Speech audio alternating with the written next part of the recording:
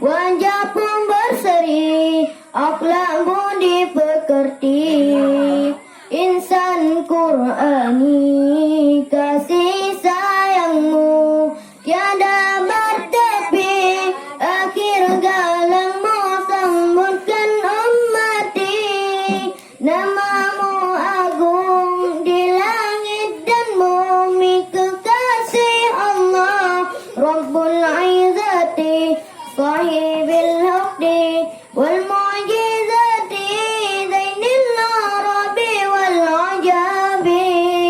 Berpegang pada kitabullah, kunci selamat menghadap ilahi, takkan tersesat di akhir nanti, karena ma'i fil jannah.